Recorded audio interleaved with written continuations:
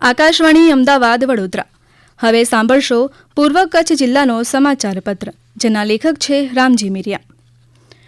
અનેક રીતે પોતાની આગવી ઓળખ ધરાવનાર, દેશના વિસ્તારની દ્રષ્ટિએ વિશાળ ભૂભાગ ધરાવનાર કચ્છ જિલ્લો પોતાની સંસ્કૃતિ, સરહદ તેમજ સફેદ રણ થકી દેશ દુનિયામાં વિખ્યાત બન્યો છે. ભાતીગળ લોકકલા અને સંસ્કૃતિની સાથે સાથે ઉદ્યોગો અને પશુપાલન તેમજ બાગાયત ખેતીમાં પણ આ મરુભૂમિના મહેનતકશ માનવીએ કાઠું કાઢ્યું.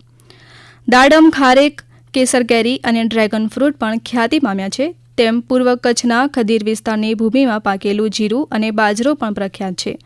તેમજ કચ્છના મહેનતકશ ખેડૂતો હવે પ્રાકૃતિક ખેતી તરફ વળ્યા છે. તાજેતરમાં પૂર્વ કચ્છના ભચાઉ તાલુકાના ચોબારી ગામે જાણીતા હવામાન નિષ્ણાત પરેશ ગોસ્વામીનો આ પૂર્વ કચ્છના ખેડૂતો સાથેનો પરિસંવાદ કાર્યક્રમ યોજાઈ ગયો, જેમાં ખેડૂતોને જળ, જમીન અને જંગલને બચાવવા પર ભાર મૂકવામાં આવ્યો હતો.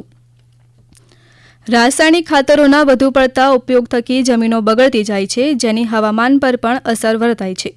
સાથે સાથે લોકોના આરોગ્યને પણ નુકસાન પહોંચે છે. આથી વધુ પડતા રાસાયણિક ખાતરો પર અંકુશ લાવવા જણાવાયું હતું. ચોતરફ રણ અને સમુદ્રથી ઘેરાયેલા આ સરહદી જિલ્લા પર હવામાનની વધુ અસર વર્તાય છે. જેમ કે શિયાળો વધુ ઠંડો રહે છે, ઉનાળો વધુ ગરમ અને વરસાદ અનિયમિત રહે છે, તો ઘણી વખત સાયક્લોનનો પણ ભોગ બનવું પડે છે. આ કુદરતી વિષમ વાતાવરણ વચ્ચે પણ અડીખમ રહેલો આ જિલ્લો પોતાની મહેનત અને ખંતપૂર્વક ખુમારીથી પ્રગતિશીલ બન્યો છે. શિયાળાની શરૂઆત થતાં જ દેશ વિદેશના સહેલાણીઓ કચ્છના સફેદ રણની મોજ માણવા ઉમટે છે અને લાખોની સંખ્યામાં પ્રવાસીઓ કચ્છનો પ્રવાસ ખેડે છે. છેલ્લા કેટલાય વર્ષોથી શરૂ કરાયેલા રણોત્સવને કારણે અહીંના પ્રવાસનની પ્રવૃત્તિએ વેગ પકડ્યો છે.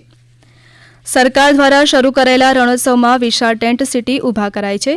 તેમ આસપાસના ગ્રામ્ય વિસ્તારમાં કચ્છી ભૂંગાઓ બનાવીને ગ્રામ્ય વિસ્તારમાં હોમસ્ટે પણ ઊભા કરાયા છે, જેની સ્થાનિકોને રોજી મળી રહે છે. પૂર્વ કચ્છના ધોળાવીરાને યુનેસ્કો દ્વારા વર્લ્ડ હેરિટેજનો દરજ્જો મળ્યા બાદ ત્યાં મોટા પ્રમાણમાં હોટલો, હોમસ્ટે અને રિસોર્ટ વગેરે ઊભા થયા છે.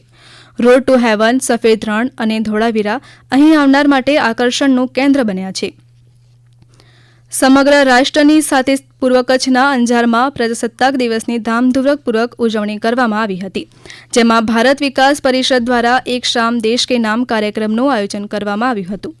સંસ્કાર પ્રકલ્પ અંતર્ગત યોજાયેલા કાર્યક્રમમાં દેશભક્તિના ગીતોની રમઝટ બોલાવવામાં આવી હતી. ભાગ લેનાર બાળકોએ અભિનય અને દેશભક્તિના ગીતો રજૂ કર્યા હતા. કચ્છમાં 2001માં આવેલી વિનાશકારી ભૂકંપની 25મી વર્ષીય અંજાર શહેરમાં આવેલા વીરાંજલી પાર્ક ખાતે યોજાયેલા કાર્યક્રમમાં ભીની આંખે દિવંગતોને શ્રદ્ધાંજલિ આપવામાં આવી હતી. 2001ના ભૂકંપમાં 185 વિદ્યાર્થીઓ સહિત કુલ 209 લોકોના મૃત્યુ થયા હતા. આ દિવંગતોના આત્માને શાંતિ મળે તે માટે અહીં દીપ પ્રાગટ્ય સાથે રામધૂન તથા ધ્વજવંદન કરવામાં આવ્યું હતું.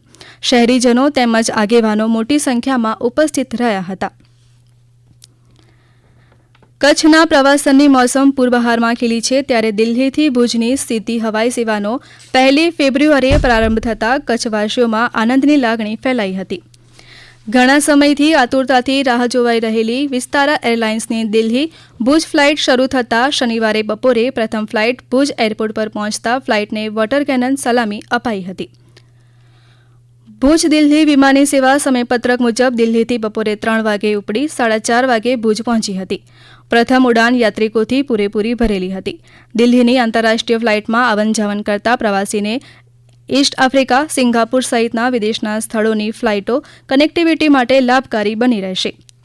કચ્છી એનઆરઆઈ, કચ્છથી ઉત્તર ભારત, હિમાચલ પ્રદેશ, જમ્મુ કાશ્મીર ફરવા જતા પ્રવાસીઓ માટે આ વિમાની સેવાથી અમદાવાદથી કચ્છનો ફેરો બચશે.